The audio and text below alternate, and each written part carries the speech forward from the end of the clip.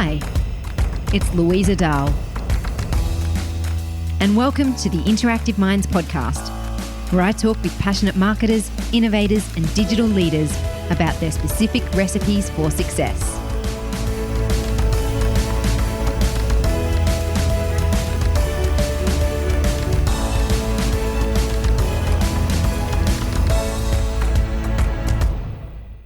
In today's show, I'm sharing with you a very special Q&A panel that we recently ran for our members on the topic of careers.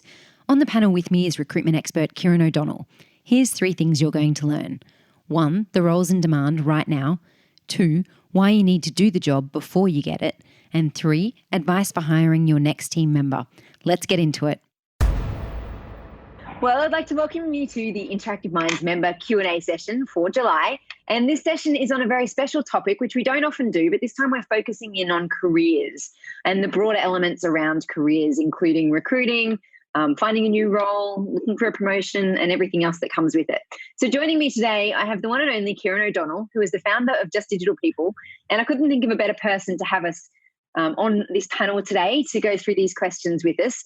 He founded Just Digital People back in 2013, and he's definitely got his finger on the pulse of everything that's happening in the tech and digital market. So welcome, Kieran. Thanks for being here with us today. Yeah, thank you very much. I can't do a better intro than that. So thank you. Yes. And thank you for those who are joining us live today. As I mentioned, you're welcome to turn your camera on if you'd like to share with us.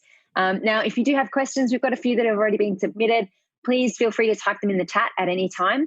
Or if you prefer to speak them, let me know. We can organise that as well. So pop them in and we'll get to them one way or another. All right, so to start off today, we're going to have a bit of a chat around what's happening in the market and in particular what you're seeing, Kieran, given that you do have your finger on the pulse. What are you seeing for digital jobs, for marketing jobs, for tech jobs? How's the vibe out there?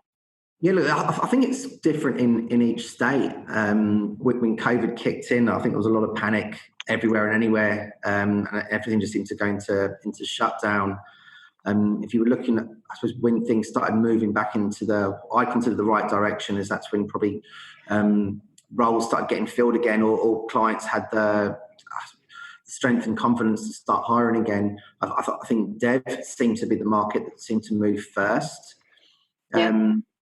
I think, again, when COVID kicked in, I think there was a huge panic, and the areas that seemed to get hit hardest were certainly sales, marketing, and project services. I think they're the areas that companies just seem to either didn't respect or trust, or they just shut them down. It always seems to be, unfortunately, the junior boys and girls that seem to get hit the hardest, the first, and whether that's just companies thinking, let's save money here, let's kick them out the door, and they're going to be the easiest ones to rehire once we get some money on boards. And a lot of the companies we work with, I know they've obviously had like JobKeeper and things like that. A lot of the companies we work with don't qualify for JobKeeper because they didn't suffer that harsh, but they weren't that confident that the way their business is structured, it was going to be the right thing going forward. So I think there were a lot of redundancies. There were lots of people let go, but a lot of it I still think was in those junior areas, like your pseudo marketing roles. Someone that might have been a little bit marketing and also a little bit admin. There was a lot of those sort of coordination roles, and they all seem to get tipped out really, really quickly. I think a lot of companies even cut probably even before the government knew what they had done. So that probably wasn't ideal. But understandable, so when you've got business owners don't know what's going on, there's that air of panic, and there's always that cut deep, cut fast approach, which I think a lot of people adopted too. But now it certainly seems to be coming back. So marketing at the moment I feel as though there's a lot more confidence at the moment, certainly in Brisbane anyway, and those sort of opportunities are coming back. Now, I know there's still going to be a little bit of fear of what's happening in Victoria, that the pockets of COVID, what does that mean? What does that represent? And again, if that trickles into New South Wales and up to Queensland, that things could change again at the drop of a hat. And I think... Yes. I hate using the word agile and things like that, but I think business owners now are becoming a lot more responsive and having to keep up to date. So I know a lot of business owners that hate the news, hate current affairs, but they've all become very adept with it over the last couple of weeks and months as well. Yeah. So you said that you've noticed the junior roles are kind of taking the hit at the moment. Are there any roles that are in demand that you're seeing? I think performance marketing is always going to be a thing. That seems to be the biggest one now, especially with everyone sort of going online. I mean, if you're looking at what companies are doing particularly well, like e-com, every company we speak to, they've got an e-com presence. They've actually, their sales are up. So, you know, with that as well, you know, anyone that can do paid, Google, that type of stuff, they're the roles that we've noticed a bit of a growth within. And so some companies, they might have got rid of someone that's more junior, that might have just been doing more content marketing and stuff like that. And they go, okay, cool, we're saving money on that person. It might have been a junior, so let's go and put that into this area as well. So definitely that performance marketing seems to be where we're getting a lot of people, where we're seeing a lot of demands for clients looking for that particular skill set for sure. Yep. Okay, excellent. Now, a couple of questions that we've had submitted in here. So we'll go through these now. So the first one was someone was hoping to get a promotion or new job this year, so change jobs. But now with coronavirus and the changes, they don't know if they should still be trying or whether they should put those plans on hold. What's your response when you hear this type of question, Kieran? Look, it's not an uncommon question. Look, I think if someone wants to get a promotion, I don't think anything should stop you from wanting to still do that. Obviously, you've got.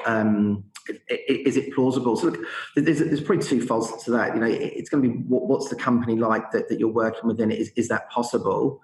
And there are still companies hiring, without a doubt. I mean, there isn't. I mean, if I'm looking for the portfolio of clients that we work with, there's definitely a large percentage that have stopped. It hasn't gone down to zero. Look, it certainly did for a while, but there are still companies that will be hiring. So look, if someone wants a promotion, the first question is, can you get one internally within your business? And if they can't, then again, it's going to be, well, can I get one elsewhere? Or can I just only not get one currently because I work in a retail business or whatever it might be, or they've made redundancies. Now it's probably not the right time to ask for a promotion, but it depends on who they've made redundant as well. You know, they might have made your manager redundant, and then you've got 4 people that are all on the same level, and there is that opportunity to step up. You know, just because you don't get given the job, you know, you can still do the job, and that's always been one of the things I've always said. You know, start working in the capacity of the role that you want within your organisation, whether it's there or not. Look, I certainly think managers or owners of businesses, people aren't blind.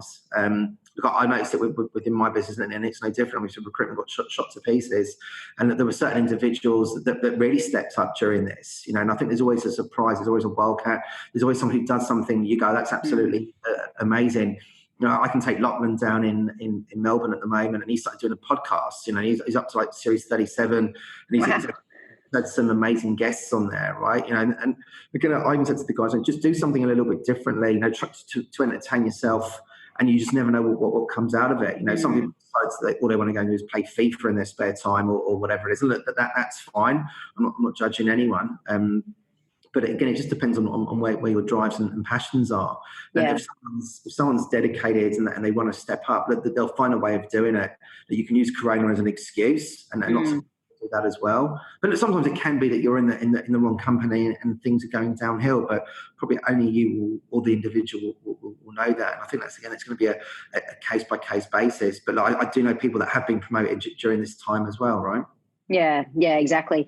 And just to add to that, I mean, I think if you've got skills that are in demand and you can see an opportunity, then definitely take it. And if you can't, you know, prepare yourself to take it. And I know one of the questions we'll talk about in a moment has some tips we can give around how to prepare. So I'll hold them for that question. But I think there's things you can do to make sure that you're positioning yourself in the best possible way so that when those opportunities do come up, perhaps in your current company, that you're ready and that you've already done the legwork to position yourself for them. All right, so the next question here, how do you recommend getting management experience when your current role doesn't have any direct reports and the business isn't large enough for promotions or new hires? So this is from someone who has been in marketing in this position for a couple of years, and they need to have management experience in position descriptions for new roles they'd like to consider. So what would you recommend in this case, Kieran?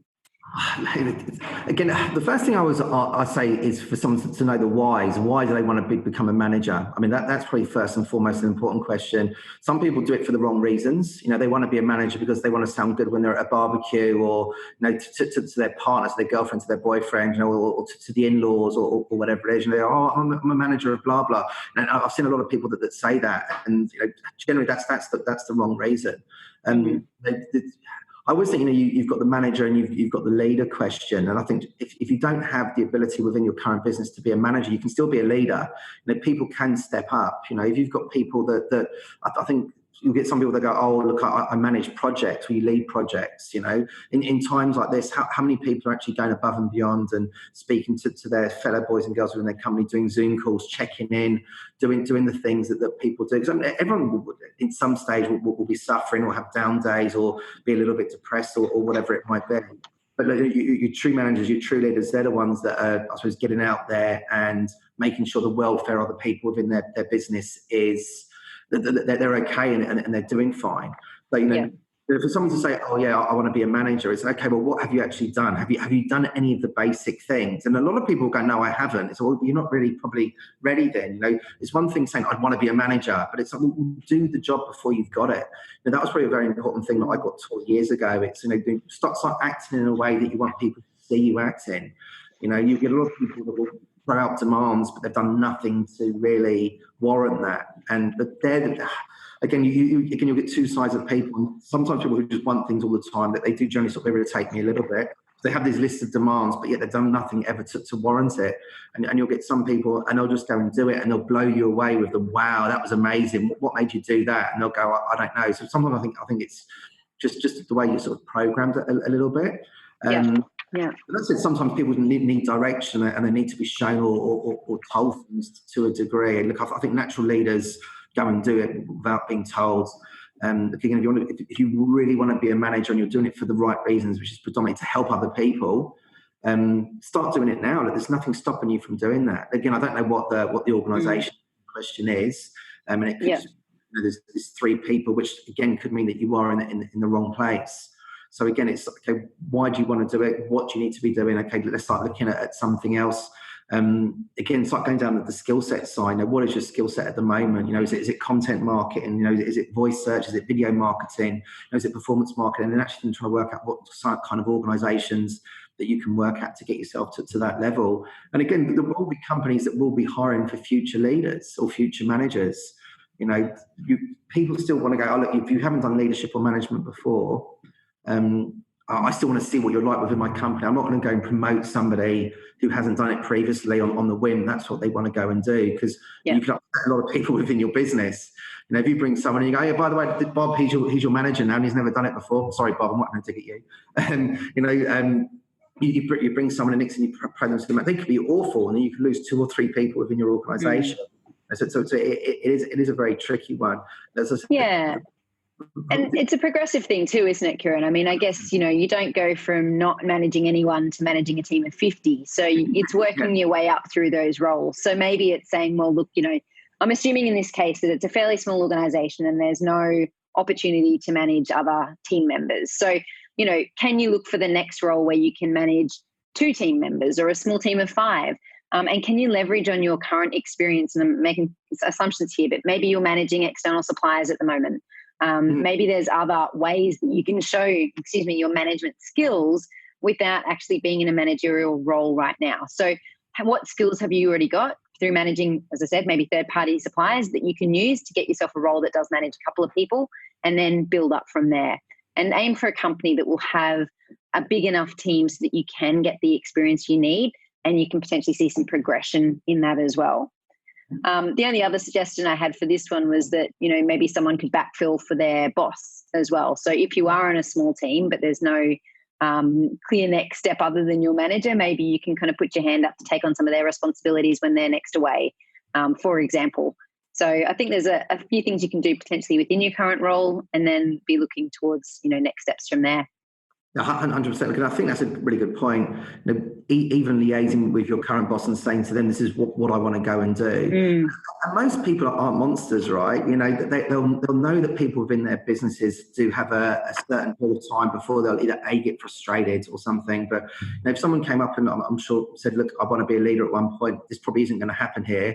What training can you give me to help me step into that as well? What I like about you is this. What do I need to be doing to get to that level? And most people will help, and that they'll wish them all the best to continue their career and take an element of pride that they've helped and contributed to getting said individuals to that point as well, right? Yep, exactly. Now, this might lead into the next question we've got, which is the positioning one that I mentioned earlier. So how can I position myself to stand out when there's more candidates than there previously were? I've got some ideas on this, Kieran. I would love to hear what your response to this one is. Well, I'd like to hear you. I'd like to see you go You want to hear first. mine? Okay, all right. Well, look, I think there's heaps that you can do, and I think marketers really generally don't spend enough time marketing themselves. So do a marketing plan for yourself is the first step, and this can be done 6 months, 12 months, etc., in advance of when you want a new role. I mean, it should ideally be something you do on an ongoing basis. So how can you position yourself as a marketer? Is there some way you can share some of your thoughts? Can you think about what you want to share your thoughts on and get that in a succinct way? If you have a process or a model or something that you can go, this is my way of doing things and I know this works, then that gives you something to talk about and something to share and something to come back to. It gives you a bit of a platform, if you will. So think about what you can do in that space and then get out there a little bit. So write articles, go on people's podcasts, get involved in things and build a brand for yourself. So that's, I think, one of the basic ones. Of course, social media and having a presence on that platform or any of those platforms is good. I think it's also really important to be looking at your role all the time in terms of your achievements so that you're well positioned to go to a future employer and go, here's what I've done, here's the numbers behind it, and you have all that information ready. So that's something that needs to be compiled, in my opinion, on an ongoing basis so that you have some facts and figures to put behind you. I think increasingly in digital marketing roles, we need that support and proof, I guess, of what you've done in the past. And I think the other key one that I have is just to be really personable and treat the opportunities that you might get like you would a really good friend. So get in touch and thank them for the interview. Follow up. I'm always surprised at how you go and interview people and no one ever gets in contact with you again. They all just sit there waiting. Not that I necessarily want to be bombarded by candidates, but I think, to show a genuine interest and follow up, maybe, share something of interest or add some value somehow in that process. I think that can potentially go a long way to standing out. Yeah, that's probably one thing that still surprises me to this day, like the lack of boys and girls that do that. I mean, I can give just a small example. Just very recently, we've brought a talent scout into our digital marketing side, and again, I just run a basic advert on Seek, which we got bombarded for, and I did actually put in the advert, look, make sure you stand out, and again, the amount of people that I just got, like the generic cover letter, no personality to it. And I received 2 phone calls, and my phone number's on the bottom. I received 2 phone calls, people actually calling me up, and I received one person who actually sent me through a video to apply for it. So out of the probably 200 applicants, only 3 people directly got in contact with me. Obviously I interviewed those 3, and ironically, it's actually one of those that we've offered the job to. Yeah. But it goes back to the follow-up of the said individual was great. Like as soon as they left, I got the email back saying it was great to meet you. It was that aftercare part, which again, you can learn and teach that stuff, but some stuff if it is naturally. But look, with the amount of videos that are out there and the amount of things similar to this, which are helping people, I'd like to think, helping people become better or probably a bit more switched on. It's amazing the amount of boys and girls that still don't do these kind of things. Bring back to your other point. The other thing, the big thing I think is build your own personal branding. You work in marketing. The amount of people, you look at their LinkedIn, you look at their profiles. There's literally nothing there, which still amazes me to this day, to be honest. Yeah. I think to me, it's almost a bit of confidence as well. Having the confidence to do something different and to stand out. I mean, I was the same. We recruited last year, I think, for a marketing person to work with us. And I thought, surely in our industry, given what we do, that someone will mention, hey, you guys provide services and stuff for marketers. Like, surely that will come up in a cover letter. I think one cover letter out of hundreds even mentioned knowing what Interactive Minds was or what we did. And I was, just really disappointed going, how is that? How is anyone trying really hard to stand out, just sending me a generic cover letter? So, I think there's some really simple things. With the wrong name on it and the wrong company on it and stuff like that. And now you're looking, you're like, oh, look, I'm going to write you off straight away because you get so many, sometimes you're looking for excuses not to call someone, Again, you just look through and you go, look, my name's not Barry, so like, you're out. So I get it. I could have missed an amazing candidate. There is that potential, but I think that they're doing that to me. The chances are they'll do that to one of our clients as well, right? Yes. Well, exactly. That attention to detail part is paramount. Yeah. So I think having that confidence to put yourself out there, be you. And there's just been a question coming through about sending videos through with CVs and cover letters and what our thoughts are on that as well. Kieran, what do you think? You mentioned that you got a video that helps them to stand out. So look, I had an amazing lady. Look, it came down to a 50-50. It was between her and somebody else. And unfortunately, she's the one that got the role. But her video was great. It was really personable, and it was actually quite funny. So she sent the video through to do the application, having a bit of a chat while she'd be good for the role. Then she sent it via a text message. Then she actually sent me a screenshot of all the outtakes that she had on a roll. I'm like 55, and again, for me, that was just personalisation, wasn't it? It was getting to know her, and then when she walked through the door, I already knew what she looked like, how she'd sound, all of that stuff. And look, for me, it was great. Maybe if I received 300 of them, I might have started getting a little bit annoyed by the end of it. But the things I literally didn't. You don't.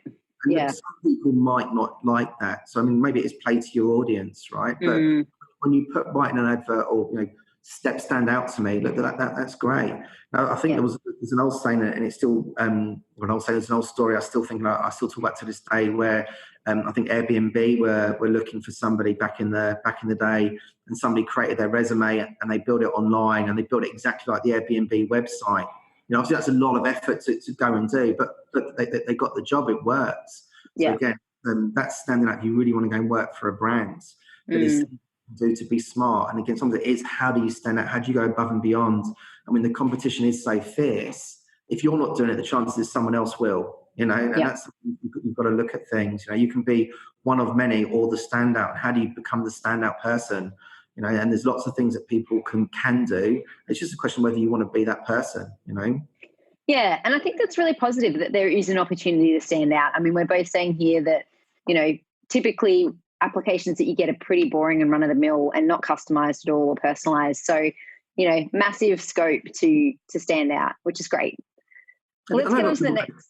A lot of people say it's a lot of hard work, but working's a lot of hard work. That's right. You've got to put in the effort. Doing a resume, it's not that difficult in relation to working 10 hours a day or whatever people might be doing. Some people do more. So getting that part together, and if you've got to do an individual one for every application, that's unfortunately the way it is. But it's definitely something that I'd be encouraging anyway. Yeah, just a final point on that, which I forgot to mention, is that just doing some research about the company, I think, can make a really big difference as well. So knowing something other than the name of the company when you apply for a job, I think is really going to help you stand out as well, because most people don't put in any effort in demonstrating that they know anything about the company at all. Okay, so let's talk now about a career. Let me just see here. We've spoken a little bit already about getting a promotion in current companies. I don't think there was too much else to do there. Let's just recap that slightly, Kieran. The question here is, what do you recommend I do to try and get a promotion in my current company, and how far out do I need to be thinking about this?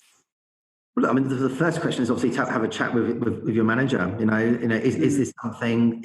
Has there been a trait of people previously that have done or been done a similar journey? Look, most managers will be very open in terms of what you need to be doing. And again, it just depends whether you're open to criticism as well.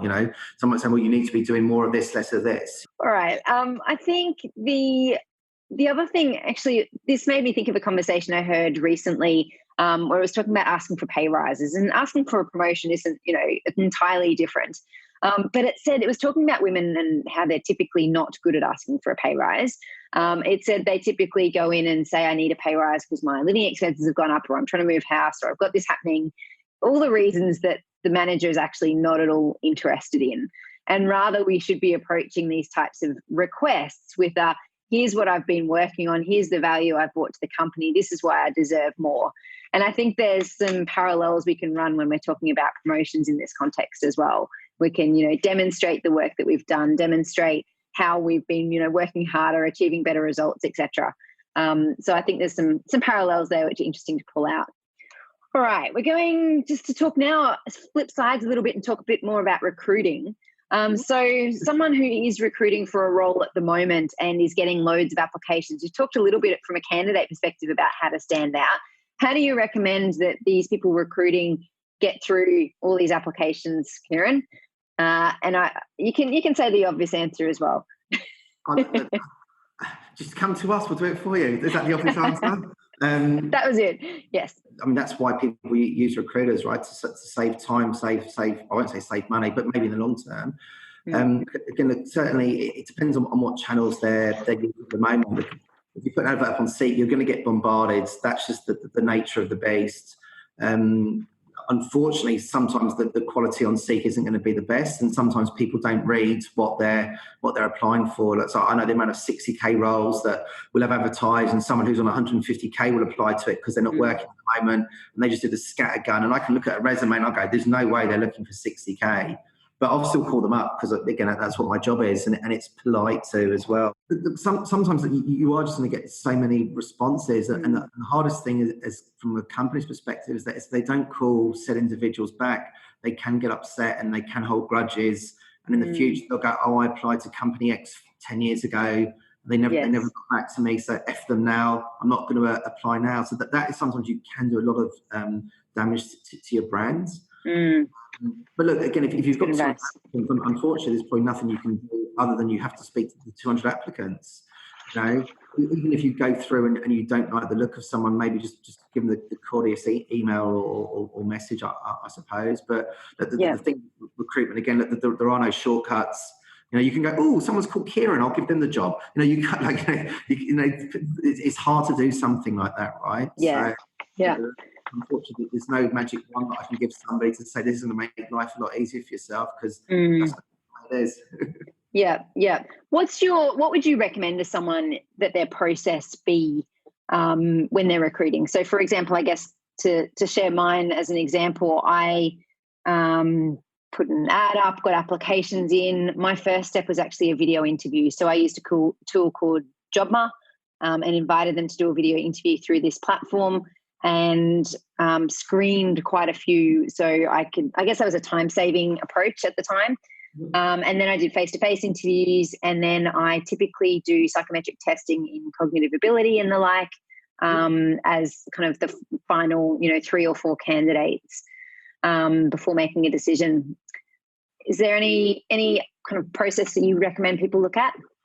I look at, again, everything's going to be dependent on the company and the role, right? Look, I certainly know from my point of view, I'll always do a phone screen initially, because I just want to hear what someone sounds like on the phone, because obviously in recruitment or sales, tone of voice is massively important. I'll then bring them in for a face-to-face to see how they act, and I'll normally then give them a little task to go and do, and that could even be which adverts on Seek do you like, which ones do you not, which companies have a good social profile, things like that. They'll come back to me on that kind of stuff.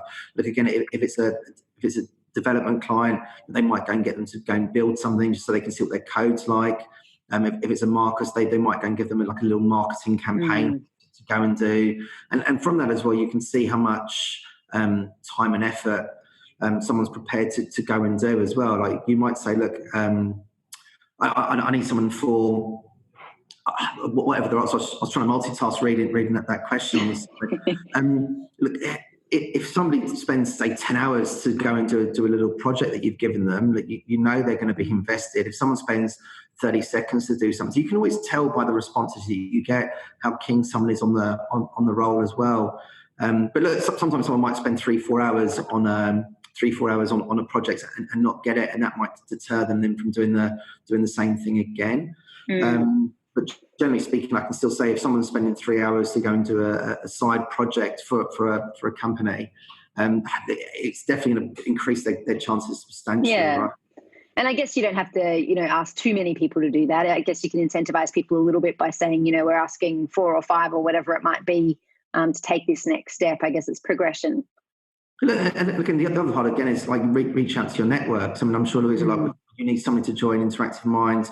You've got a huge forum there we used to have a huge forum there every week of 100, 200 people sort of sitting in a room. And if you say, "Look, I'm looking for this, blah, blah, blah, is there anyone that you know?" I'm sure you probably get a lot of people stepping forwards to you as well. So look, I always encourage people to use their own networks first. If you get someone from within your networks, they're generally a trusted source. And no one's really going to say, "Look, go get blah, blah to work for you," if they think they're going to be rubbish, right? So your own networks is generally what I'd recommend. Again, if you want to go down the Seek path, that's fine, but it certainly cuts into time. So what Marcy just said there on the side, you will get absolutely bombarded, but that's a choice that you make. Or obviously you've got the other option of using a recruitment business or a recruiter that you trust, so can do a good job. And I mean, that could be us, it could be anybody that's in your network that you like, because they're still representing your brand in the markets. They need to know your story and what you're really looking for as well. So But there are always different avenues. I think now a lot of people want to do recruitment themselves because they do see it as saving money. They don't want to be spending the 10K or whatever it is to an agency. So they think they can be saving that. But unfortunately, sometimes if you're a marketing manager, you're still double busy. You might have lost a staff member trying to do their work as well. Next thing you find, you're at home at 11 o'clock at night, screening through resumes, falling asleep, all of that kind of stuff. So we've all been there. Yeah, that's it. Not fun. Yeah, that's it. And your boss probably doesn't care that you're working extra to find someone. And there's always that double-edged sword, right? So it's a tricky. That's a good point. I mean, I think there probably is a case that we can all put forward to get some third-party help in recruiting that maybe, often we assume isn't there, but can definitely be explored. The other comment I wanted to make to the, if those who haven't seen the comments here, it says they're about to recruit someone for their team, but no, they're going to get bombarded because it's a junior role. And I think definitely in junior roles, of course, everyone can do marketing. So junior marketing role is pretty much open to anyone who's worked in, hospitality or driving trucks. And I'm being sarcastic here. Because we get so many variety of job applications. So my advice in this case would be to be really specific and ask what you want, and then just cut out anyone who doesn't do that. So, if you want a couple of years experience, make that a mandatory question. And, maybe in this kind of case, it's a good opportunity to say, I want a video. And all those people that don't do a video in the application, if you've asked for it, use that as your first screening, because I think people don't read very well, and no doubt you want someone with attention to detail. So if you put in a request in that will help you to screen out a large number immediately, I'd recommend looking at something like that. Yeah, look, and again, we also do things as well, like, what's your favourite type of animal? Put that into, I'd put it right down the end of the job advert. Yeah. And then if they don't put in their favourite animal, they haven't read the advert properly, So it's back to what you mentioned, the attention to detail part. And I've had some people say, tell me your favourite joke. Look, again, it depends on the business of what you're trying to do. Again, if it's a content creation role or something like that, you want to make it a bit content. If it's probably a little bit more into a studious role or an academic role, you probably don't want to be putting fun elements into it, right? Yes. Again, it's always going to be like horses for courses. Think of what the role. Think of the kind of person that you're trying to attract. What do you want their characteristics to be like, and then build it around that way. Excellent. All right, final question here, and this one's a little bit left field. Are you seeing, because I guess I've seen a few instances of this, Kieran, and I'm interested in what you're seeing. I've seen a few companies who have, or I've heard of companies who have maybe made their marketing team or members of their marketing team redundant, or not being able to continue their roles at this time. But then they still have work that needs to be done. And so they're starting to use contractors or consultants for some of this work. Are you seeing this in the market as well? How do you feel this is going to impact on things? Is it short-term, long-term? What's your feel on this?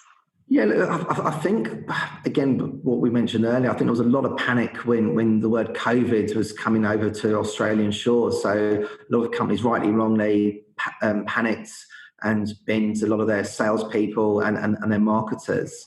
Again, I think if you're an agency right now, you're probably in a good spot because you are picking up a lot of work that companies, end users probably don't have as big a teams as what they did before. But look, again, it's a double-edged sword. I mean, some companies have definitely probably ramped up their vendors or their agency use. Some people have actually now taken it as a good opportunity to actually see if there's any stronger talent out in the market. The obvious companies like your flight centres and stuff like that, where there were some exceptionally talented people in there. Unfortunately, they've found themselves on the wrong side of this pandemic. So look, but a lot of them have secured roles. I know we've found a few of them new homes, which is always good. So it depends on businesses. I mean, you'll see companies right now, and they'll see an opportunity to actually invest in their internal crew. And look, I'd always recommend people to do that. But that said, if you're a pragmatic or something like that, and that's all you do, and you're an agency and you specialise in it, you've got an opportunity to push your company a little bit more as well. So look, I've definitely seen probably a little bit more of a swing going towards using agencies. But that said, I have seen some companies starting to ramp up again now that their internal teams, they realise they might have let a few people go, or they're having a little bit of a change of direction. Yeah. But again, I don't think this is the right answer for that question, to be honest. I think there's probably it just depends on the business, the organisation. Yeah, there's no one answer. Totally agree. Excellent. Well, thank you so much, Kieran, for joining us on this Q&A panel today. It's been a really interesting discussion. Hopefully for all those listening, we've helped you to either think about your next role or your next promotion or how you're going to grow your team. So thanks, Kieran, for being here. If people want to get in touch with you, what's the best way for them to get to you? LinkedIn's I live on LinkedIn. So look, feel free to send me a LinkedIn connection request. Please write something in it other than just the LinkedIn connection request. Just say, hey, seeing you on the Interactive Mind with Louisa Dahl. I mean, again, that's another thing that drives me nuts. People that send blank ones kills me. But again, personalization is important. So feel free to send me a LinkedIn request on that. Perfect. And thank you everyone who's watched us and joined in live today. Marcella, Vicky, Sally, Terence, Elliot. I know there's been a few, and those people on Facebook as well. Thanks everyone. Hope you enjoy the rest of your day. Take care, people. Thank you. Cheers, Louisa. Thanks. Thanks for listening. If you liked this episode, let me know. My recommended action item from today's show is to make sure you are marketing yourself. Don't forget to join the Interactive Minds Facebook group, where you can connect with other marketers and get updates and news on the industry. You can access today's show notes at interactiveminds.com/podcast. See you next week.